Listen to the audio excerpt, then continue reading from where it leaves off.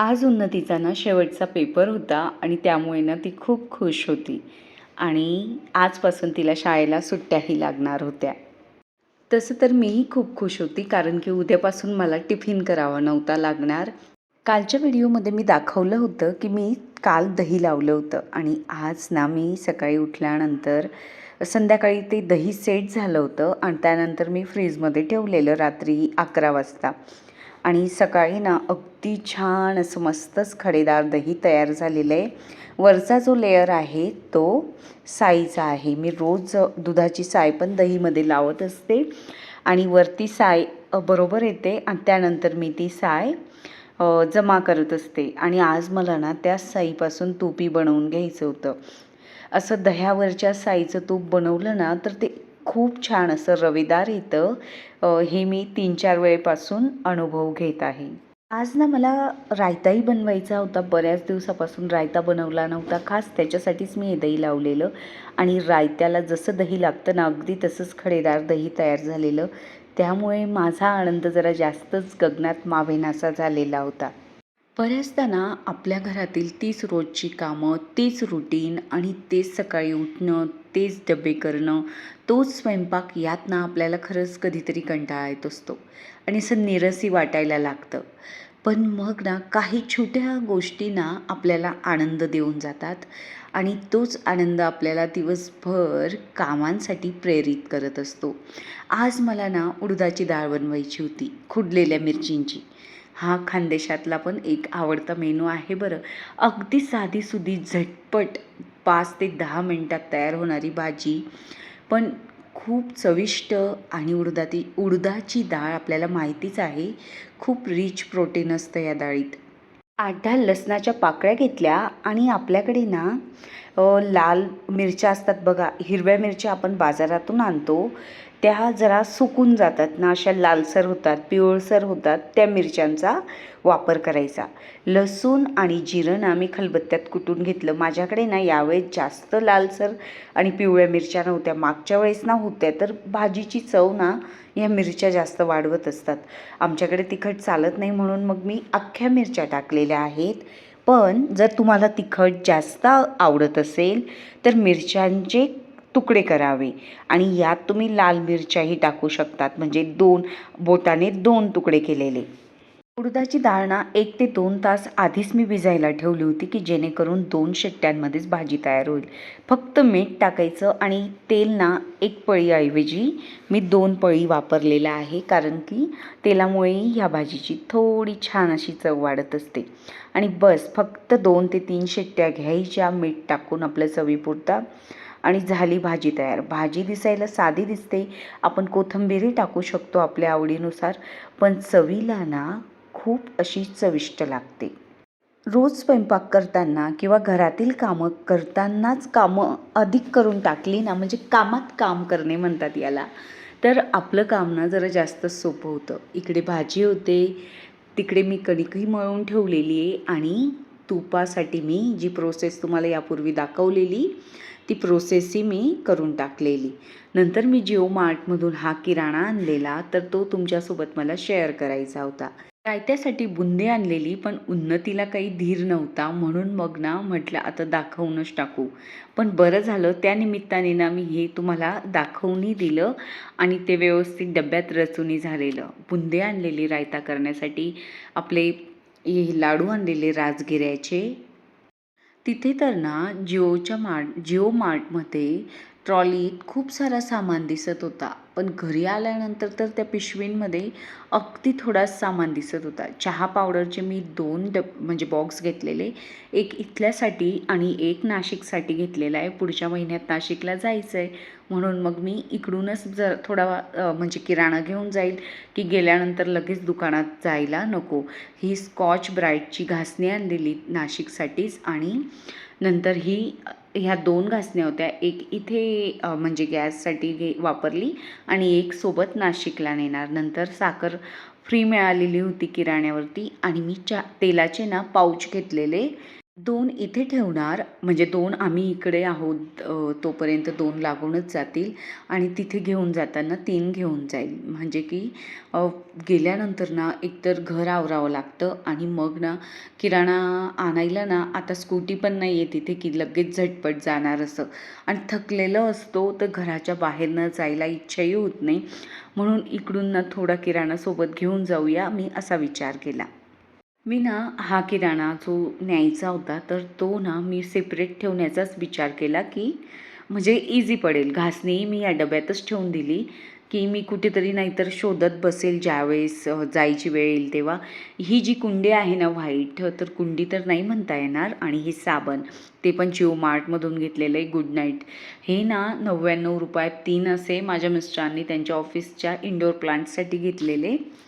तर त्यांचा वापर मिस्टर तर अजून केलाच नाही, पण मीच करून टाकलेला आहे. माझेच मनी प्लॅन मी तिथे ठेवून दिले व्हाईट याच्यात. मला खूप आवडलेले ते घरी आल्यानंतर. काही बरण्या खाली झाल्या होत्या आणि तुरीची डाळी कमी झालेली होती. अगदी थोडीच शिल्लक होती की बरणीत मावून जाणार. मग मी ना मोठ्या त्या डब्यामधून आपल्या बरणीत भरून घेण्याचं ठरवलं की डबा जेणेकरून खाली झाल्यानंतर ना कुठेतरी वापरात येईल काय कशातरीसाठी. आणि प्राजक्ताताईंनी मला विचारलं होतं मुगाची डाळ कशी स्टोअर करते किंवा कडधान्य. मी ना कडधान्य अर्धा किलो किंवा 1 किलो असंच आणत असते. मग त्यामुळे ना जास्त त्याला कीड वगैरे लागण्याचा प्रश्न येत नाही. आणि डाळ ही मी फक्त तुरीचीच 5 किलो घेते आणि मुगाची 2 किलो किंवा 3 किलोच घेत असते. मग त्यामुळे ना ती वापरली जाते एका महिन्यामध्ये किंवा जास्तीत जास्त 2 महिन्यात. तुरीची 5 किलो डाळ ना 2.5-3 महिने सहज चालली जाते. मग पण तिला कीड वगैरे लागत नाही. माझा हा आतापर्यंतचा अनुभव आहे, कारण की शेतामधून पण आमच्याकडे यायची. बरेच जण सांगतात डाळींमध्ये खोबरं ठेवायचं, नाहीतर आपलं तेजपान ठेवायचं. आपली जर छोटी फॅमिली असेल ना आणि दुकानं आता बघा प्रत्येक शहरात अगदी जवळ आहेत, तर जास्त स्टोअर करणं म्हणजे सामान काही गरजच नाही आहे. जास्त मोठी फॅमिली असेल तर थोडं सामान जास्तीचं घेऊ शकतो. माझी आता आमची 4च जणांची फॅमिली आहे, तर अर्धा किलो 1 किलो बस होतं आणि ते मेंटेन करणंही आपल्याला खूप त्रासदायक होतं. म्हणून ना खूप वस्तू मी आता जमवून ठेवत नाही. रोजच ना आपण विचार करतो की कडधान्य हे भिजायला टाकू की जेणेकरून उसळ होईल, काहीतरी छान मेनू बनवला जाईल. पण ना ते विसरूनच जातो. मग आज ना मी जसा माझ्याकडे इकडं जेवण बनवणंही सुरू होतं किचनमध्ये, तूपही काढून झालेला आहे. सोबतच मी कडधान्यही भिजायला टाकलेली, आपलं मटकी टाकलेली आणि हरभरेही टाकलेले. हरभरे ना म्हणजे चना चाट वगैरे असं बनवलं ना तर फार छान लागतं, उन्हाळ्यामध्ये चविष्ट लागतं. कडधान्य भिजायला टाकण्यापूर्वी ना मी 3 ते 4दा पाण्याने स्वच्छ धुवून घेत असते, कारण की त्याला बोरिक पावडर लावलेली असते म्हणून.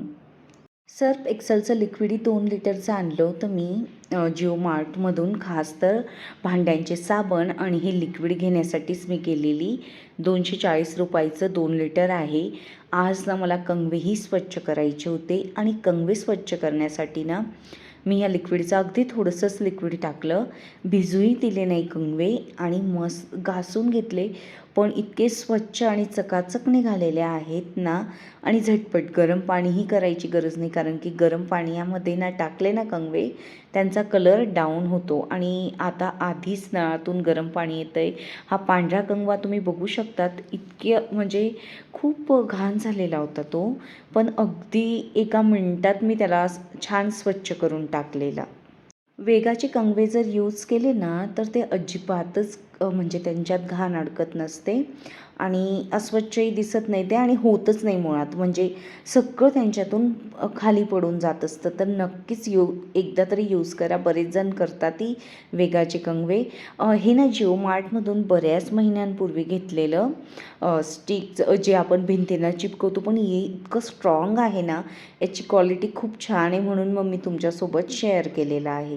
हे आपण बाजारातून घेतो आणि चिपकवतो, लगेच निघून जातात. पण हे मी चिपकवल्यानंतर बळजबरीने काढत होती तरी निघत नव्हतं, म्हणून मग मी तुमच्यासोबत शेअर केलेलं आहे. नंतर ना कांदे रविवारपासून आणलेले, पण त्यांनाही मुहूर्त मिळत नव्हता टोपलीत टाकण्यासाठी. मी विचार करत होती की छानने उडेल, पण असं विचार केला ना तर ती वेळ येतच नाही मुळात. म्हणून तेव्हाचं तेव्हा ते काम करून मोकळं झालो ना तर म्हणजे ॲटोमॅटिकली कामही होतात आणि आपला वेळही वाचत असतो.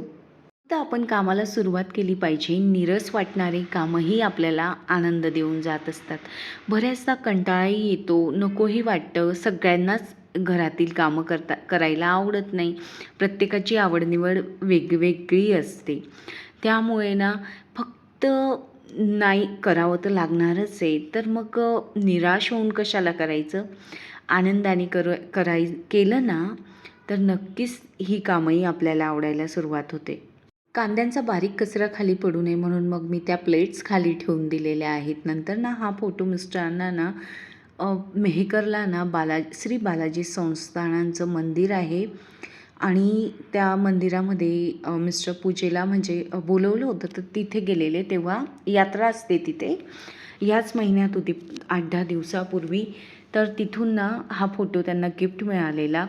आता हा फोटो ते म्हणत होते की ऑफिसला घेऊन जातो, तिथे लावतो. मीही हो म्हटली, पण नंतर विचार केला आधी पूजा वगैरे करून घेऊ आणि मग ऑफिसला देऊन टाकू असं. या टेबलमध्ये ना मला काहीतरी चेंज करायचा होता, असं छान ऑर्गनाईज करायचं होतं परत, कारण की ते एकसारखं बघून आता मला बोर झालं होतं. आणि थोड्या वेळेस मी ते झाडं उचलली, तेवढ्यातच त्यावरती बराच पसारा करून ठेवला मुलींनी. भरपूर वस्तू ठेवल्या. फक्त संधी मिळायला हवी मुलांना पण आणि मोठ्यांना पण.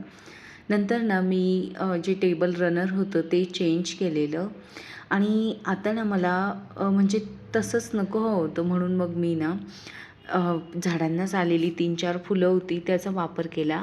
पण फुलं लाईट असल्यामुळे ना ती उठून दिसत नव्हती. मग मी विचार केला आता परत काय बदल करू, की असं बघितल्यावरती छान वाटेल, मन प्रसन्न होणार. तर मला आठवलं की माझ्याकडे कमळाची ना ती आर्टिफिशियल फुलं आहेत. मी एक्झिबिशनमधून घेतलेली होती ती फुलं. मी मुंबईला ना बांद्रा इथे राहायची ना, तर त्यावेळेस ना बांद्रा वेस्टला लीलावती हॉस्पिटलच्या बाजूला मोठं ग्राउंड आहे आणि तिथे मोठं असं एक्झिबिशन लागायचं. तर तिथून मी ही 3 फुलं घेतलेली होती. 2 तर आहेत, 1 पण असेल, पण ते कुठं असेल काय माहिती. तर मी ती 2 जपून ठेवलेली, तर ती अजूनही छान आहेत. एकाचा वापर खूप जास्त केल्यामुळे ते कलर डाऊन झालेला आणि हे फूल ठेवल्यानंतर ना जरा त्याला छान असं प्रसन्नता आली. कधीतरी ना छोटेसे बदलही आपल्याला फ्रेश आणि उत्साही आनंदी करून जात असतात.